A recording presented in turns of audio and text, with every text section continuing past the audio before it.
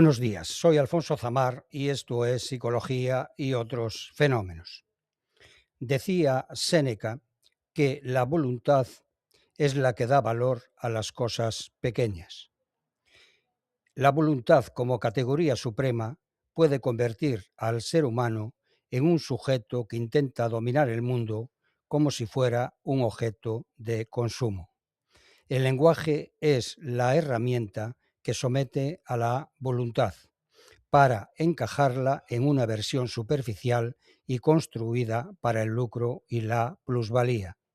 El lenguaje es la morada del ser, pero también puede utilizarse para encadenarlo. No es un simple instrumento de comunicación, es el lugar donde el ser humano reside y donde la esencia de las cosas se manifiesta y se revela. A pesar de su capacidad reveladora, el lenguaje también puede degenerar y convertirse en una fuerza limitante, imponiendo categorías que impiden el pensamiento auténtico. El rostro del otro es la primera forma del lenguaje para reconocer su humanidad. Su mera presencia revela su fragilidad y su mortalidad. Es el encuentro ético con uno mismo y con el otro. La técnica moderna es la forma más peligrosa de voluntad. No es una simple herramienta. Al mirar el mundo a través de ella, nos convertimos en meras piezas de un engranaje. Modela el pensamiento y la ética socavando la autonomía y la libertad del ser humano, que olvida su esencia para convertirse en un operario, un simple recurso disponible. La técnica capitalista es la voluntad convertida en sistema. No se busca la esencia, sino la eficiencia. Nos hace creer que somos los dueños de la naturaleza cuando solo somos esclavos de la necesidad. La voluntad del mercado no busca satisfacer las necesidades de la gente, sino acelerar el ciclo del capital. La voluntad humana queda así subordinada a la eficiencia del proceso. Coloniza el lenguaje. Las palabras dejan de ser un puente hacia el self y se convierten en datos de dominación, automatizando nuestra voluntad. Es necesario, por tanto, que mantengamos un pie fuera del sistema para recuperar el asombro por lo que realmente somos. La voluntad es el motor interno del desarrollo humano y el lenguaje auténtico. Crea las condiciones para que esa fuerza se estructure y se manifieste en condiciones. El lenguaje auténtico es la forma de habitar el mundo. Es un lenguaje que se desprende de la utilidad técnica para definir la belleza, la justicia, la ética y el amor. La voluntad, en origen, es una fuerza ciega que impulsa a todo ser vivo a actuar, desear y sobrevivir. Pero el niño no solo aprende pasivamente, siente la necesidad activa de interactuar con el entorno y con el otro. La motivación primaria impulsa al niño a asimilar y acomodarlo todo a los patrones heredados a través de las estructuras y esquemas internos. La inteligencia como extensión del funcionamiento biológico del niño será la capacidad que le permita adaptarse a los cambios del entorno y posteriormente resolver los problemas que amenacen su existencia. La inteligencia será la herramienta de supervivencia adaptada a la materia y a la acción. Está diseñada para manipular la materia inerte y su función es práctica. No busca la verdad, sino la utilidad. Sirve para descomponer la realidad en partes manejables para que pueda actuar sobre ellas. Es excelente para tratar la mecánica, la física y las matemáticas, pero es incapaz de comprender la vida y el tiempo. Esta inteligencia trata a los seres humanos como máquinas. Es conocimiento condicionado y simbólico. La inteligencia ayudará al instinto, como órgano natural, a crear instrumentos externos ciegos a la belleza, el amor y la justicia. El bebé es voluntad pura, que opera a través de los reflejos innatos, una capacidad de actuar directamente sobre la vida sin pasar por el análisis de la inteligencia. El reflejo de succión le permitirá alimentarse de manera efectiva, autorregular las emociones, asegurar el vínculo afectivo y explorar su entorno mediante el contacto físico y la exploración. No hay pensamiento en palabras. El niño reconocerá el mundo tocando, mordiendo y moviéndose. Es la voluntad explorando su entorno. No distingue entre él y el mundo. Todo su universo gira en torno a sus necesidades y sus deseos. La inteligencia surge débilmente para servir los deseos de la voluntad. El hambre, el sueño y el afecto son el inicio de un proceso que irá orientando poco a poco la voluntad. El lenguaje que comienza a manifestarse antes de las primeras palabras evolucionará desde los reflejos iniciales hasta una comunicación intencional. De los 2 a los 7 años dejará de ser una respuesta a estímulos inmediatos para convertirse en una herramienta simbólica que permite representar el mundo. En este momento el impulso ciego se convierte en ego consciente. A través del lenguaje y observar al adulto, el niño comienza a interiorizar el pensamiento y los valores del sistema capitalista. La posesión física será la manifestación física de su egocentrismo cognitivo. Su estructura mental aún no le permite separarse del deseo. El niño no puede adoptar el punto de vista del otro. Cree que todos los demás ven, sienten y desean lo mismo que él. El lenguaje será la herramienta que primero los padres y posteriormente los profesores y el grupo de pares usarán para modelar su pensamiento y su voluntad. El aprendizaje será social y supondrá el andamiaje de sus experiencias. Comenzará a usar los símbolos del sistema que aprende de los adultos para jugar. Es lo que se denomina juego simbólico. El niño usará las palabras para crear y dar vida a los objetos. No ve las cosas como son, sino como su deseo y su imaginación quieren que sean. Comprende que lo que hace tiene consecuencias. Ya no solo quiere, sino que aprende a satisfacer su deseo y comienza a elaborar estrategias para manipular el entorno. El llanto fingido, la negociación y la promesa forman parte de la estrategia de la voluntad para satisfacer y garantizar la continuidad. A través del juego acepta las reglas, las leyes y las normas sociales y se somete al orden lógico del lenguaje. Es el principio de lo que será su autonomía dentro del sistema capitalista. Con ello se consolida la persona, o lo que Jung llamaba la máscara social, el conjunto de comportamientos, actitudes y emociones que ajustará para encajar, cumplir expectativas y protegerse del juicio de los demás. Actúa como un mecanismo de defensa y, aunque ayuda a la integración, puede causar fatiga, ansiedad y pérdida de la propia identidad, porque implica ocultar rasgos propios, reprimir emociones y ensayar respuestas para adaptarse a las normas sociales.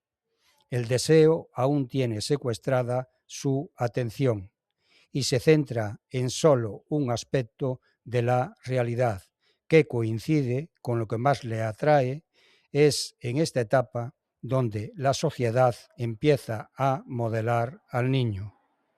Su entorno comienza a decirle lo que puede y no puede hacer o decir.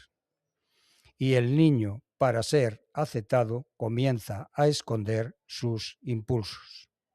El conocimiento de este hecho servirá en la siguiente etapa, para desarrollar la personalidad, que se ha fragmentado a partir de este momento.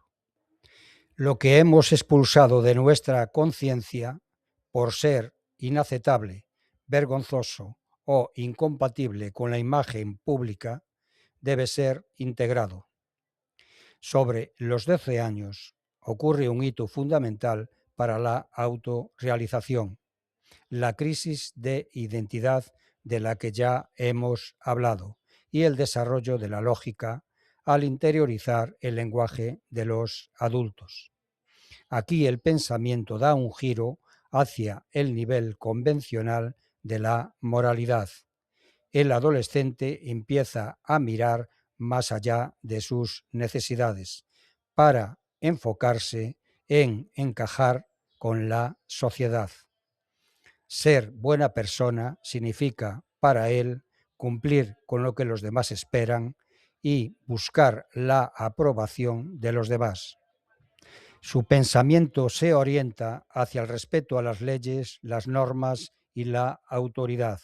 Para ello tiene que reprimir partes de sí mismo que no encajan, lo que provoca la crisis de la adolescencia. La necesidad de ser auténtico le obliga a volver atrás para rescatar los fragmentos reprimidos que los agentes sociales le obligaron a ocultar. Si la presión social es muy fuerte, construye un ego basado en lo que los demás esperan de él, lo que le generará un vacío interior y a menudo rebeldía explosiva. La inteligencia ya no solo le va a servir para sobrevivir, sino que se adapta a la pertenencia y a la producción.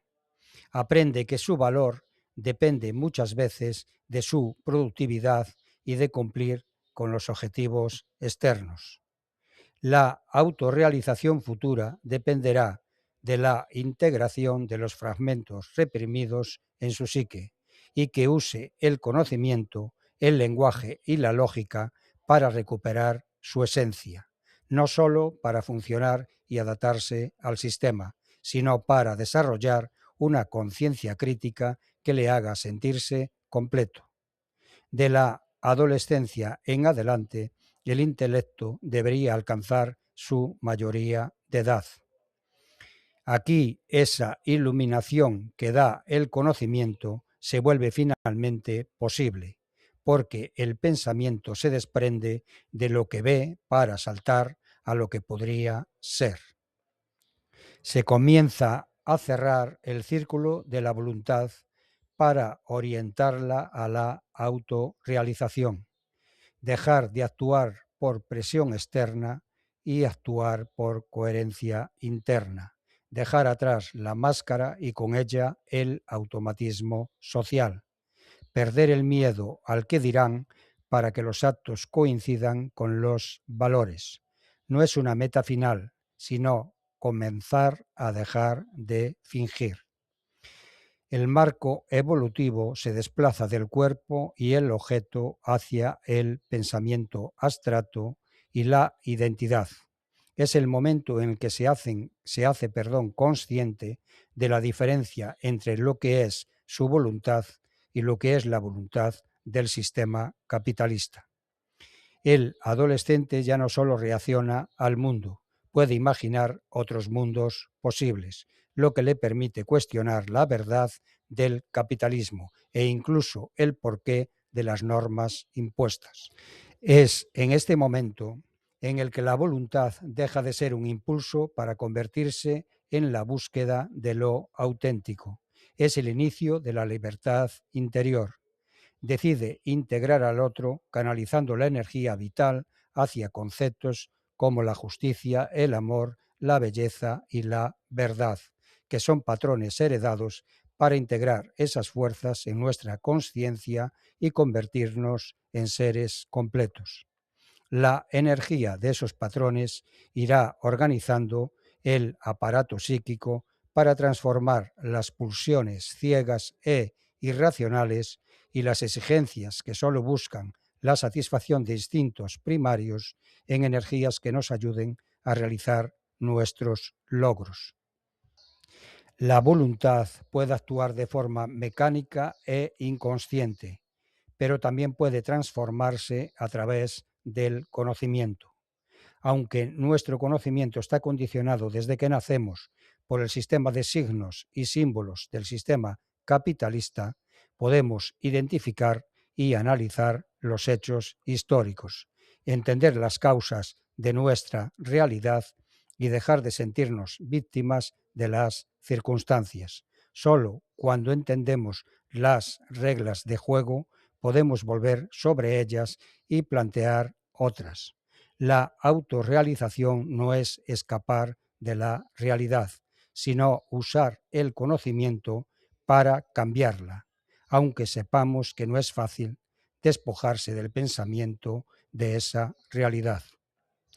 El realismo capitalista, popularizado por Mark Fisher, sostiene que el capitalismo no es solo un sistema económico, sino una estructura cultural y simbólica que permea todos los aspectos de la vida, haciendo difícil imaginar un mundo alternativo.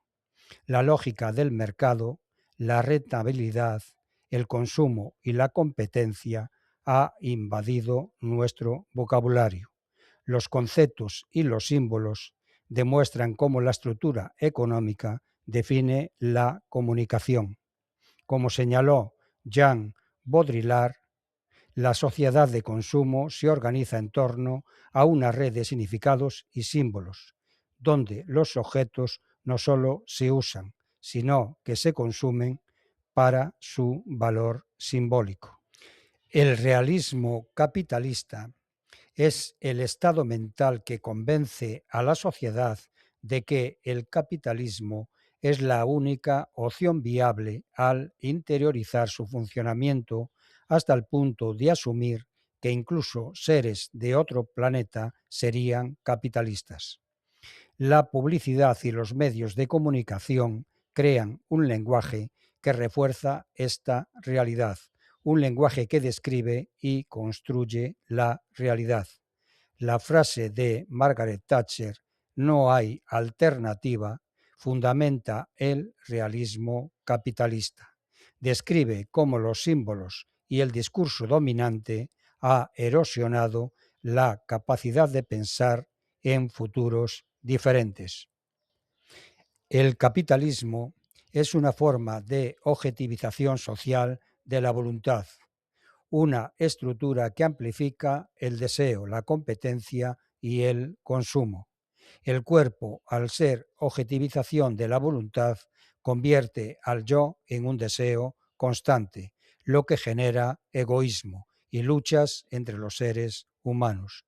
El pensamiento no debe ser un espectador pasivo, sino una potencia activa. Somos esclavos cuando nuestra voluntad es movida por causas externas a nosotros que no comprendemos. Podemos conocer las causas de nuestro condicionamiento para formar ideas claras y distintas sobre los deseos que nos esclavizan y orientar esa voluntad destructiva hacia objetivos como el bien, la belleza y la justicia, que tienen más potencia y fomentan más satisfacción que la voluntad del instinto ciego. De tal forma, la voluntad deja de actuar como un destino para ser una elección. El pensamiento instruido permite encontrar un para qué. La voluntad, al ser orientada por el conocimiento, abandona el consumo y las falsas satisfacciones para dirigirse hacia la libertad.